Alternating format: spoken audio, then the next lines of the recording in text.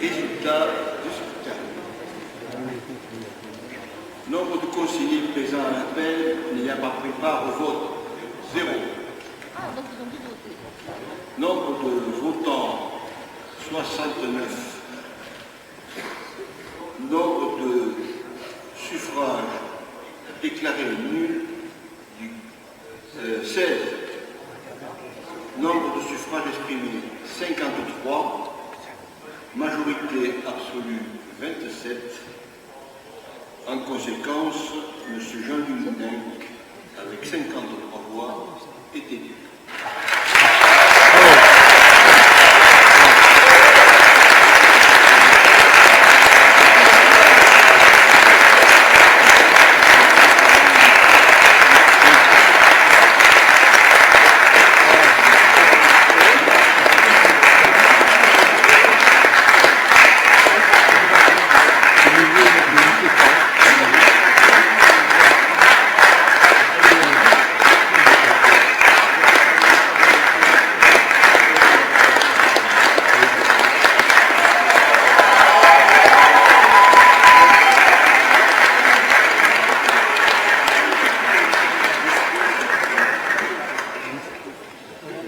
J'invite Jean-Louis Moudenc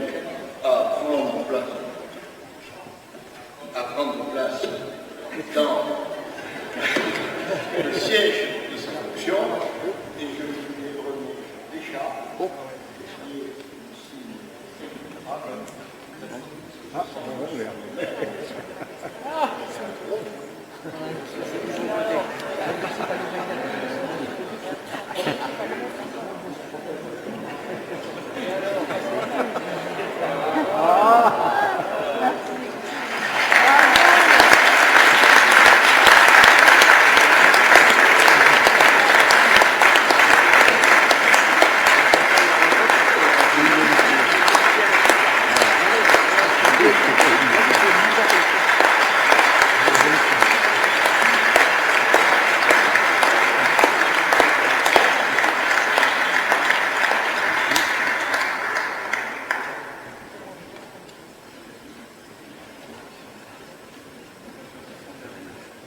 Mes chers collègues,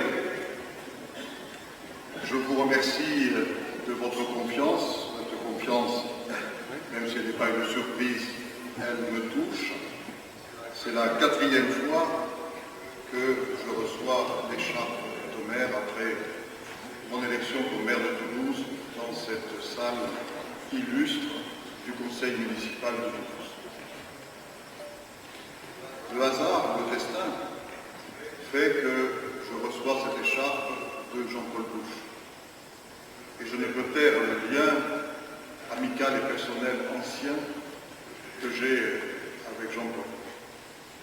J'ai vu Jean-Paul arriver au conseil municipal pour la première fois en décembre 1986, il y a près de 40 ans. Je l'ai vu arriver comme Benjamin du conseil municipal.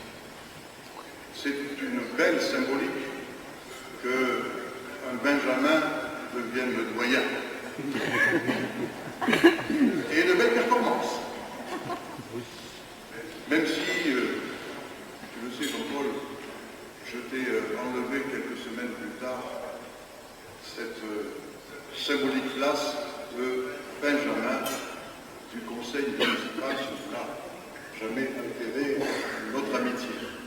Et au-delà, je veux saluer l'engagement de Jean-Paul que nous connaissons en faveur des valeurs de la République, de la laïcité et de la fraternité. Mes chers collègues, je vous souhaite bienvenue à tous. Nous sommes réunis, 69 élus. Vous me permettrez d'avoir une pensée particulière pour ceux d'entre vous qui sont élus nouvellement, c'est-à-dire 29 nouveaux élus. Parmi les 29, il y en a 3 qui reviennent. Un retour, c'est toujours quelque chose d'intéressant aussi. Donc, bienvenue à tous et notamment aux 26 pour qui c'est la première fois. Et en disant cela, je me souviens moi aussi de ma première fois que certains ont voulu souligner pendant cette campagne. Je les en remercie. J'espère, mes chers collègues, la symbolique de cette maison vous inspirera. Pour entrer dans le Capitole, vous êtes passé sous le porche historique. Ce porche historique qui est la suite du fronton du Capitole. Le fronton du Capitole nous cohabite pacifiquement parce que toutes les municipalités toulousaines, républicaines l'ont voulu. Le symbole de la République, le faisceau de Hitler frappé des deux lettres R, F, et les armoiries du Royaume de France, avec les trois lys de la dynastie capétienne, surmontées de la couronne royale, appuyées, soutenues par deux anges, qui sont aujourd'hui encore les armes de la Maison de France. Et puis, en pénétrant dans la cour Henri IV, vous avez croisé une fois de plus la statue et donc le regard du roi Henri IV.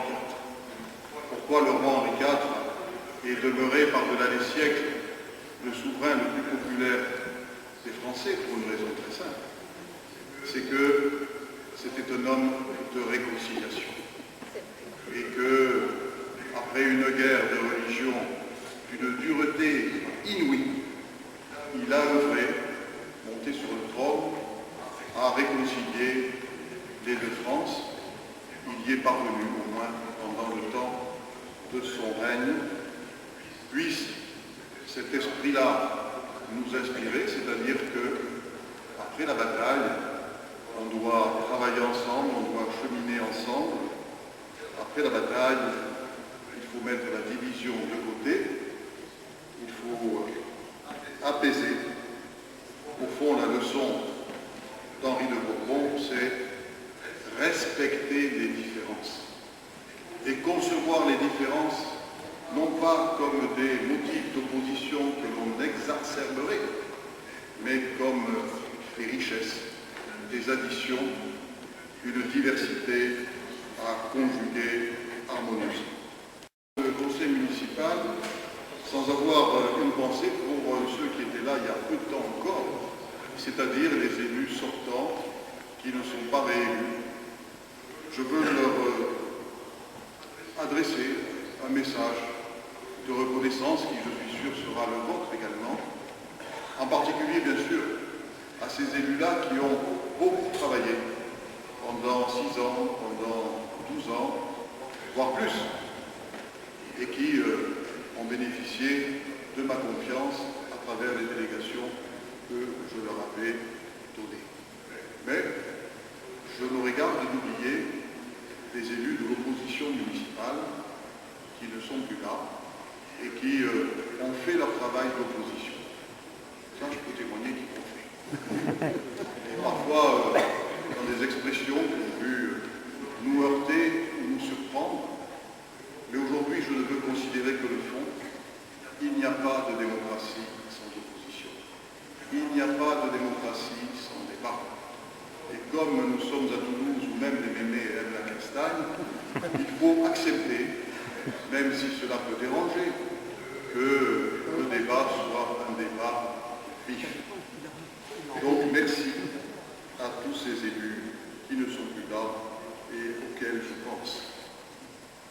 Et c'est dans le même esprit que je salue, vous n'en serez pas étonnés, tous les Toulousains, toutes les Toulousaines et tous les Toulousains, pour leur dire, à partir de ce jour, les élections sont passées, le conseil municipal est installé, nous sommes à votre service, nous nous mettons sans tarder au travail pour améliorer votre quotidien et au travail pour préparer la ville de demain. En remerciant les Toulousains, vous comprendrez que mes premières pensées soient pour les 92 152 citoyens qui nous ont fait confiance et qui nous ont portés à la place majoritaire qui est la nôtre. Je leur exprime une très sincère et une très chaleureuse gratitude. Et je m'adresse aussi aux 78 900 925 Toulousains qui ont choisi la liste adverse.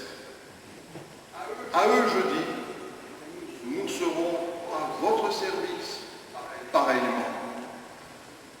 Et je n'oublie pas tous les autres dont on ne parle pas beaucoup, ceux qui n'ont pas voté au second tour ou ceux qui sont allés voter en mettant un bulletin blanc ou un bulletin nul.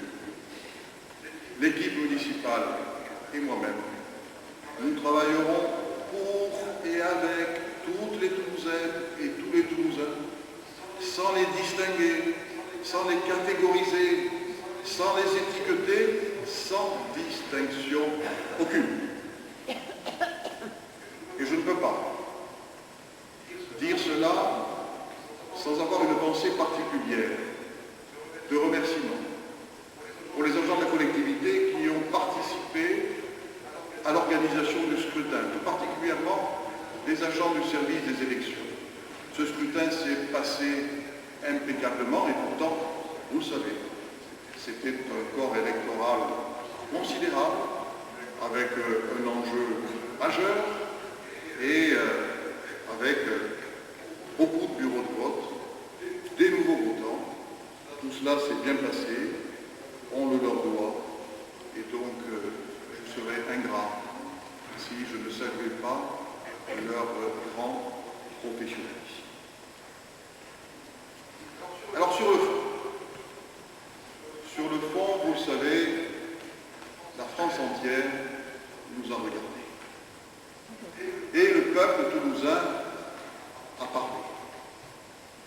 Une fois encore. Et c'est heureux. La démocratie toulousaine, qui a son cœur battant ici depuis longtemps, depuis des siècles, la démocratie toulousaine a triomphé. Avec une participation record que nous n'avions pas vue depuis un quart de siècle, ce qui donne au résultat une force et une représentativité démocratique remarquable. Une fois encore, le peuple toulousain a imposé sa liberté. Sa liberté par rapport aux minables arrangements politiciens nocturnes dont le but était de piétiner les convictions pour ne faire que se répartir les sièges. Le contraire de ce que veulent nos concitoyens aujourd'hui à Toulouse et ailleurs.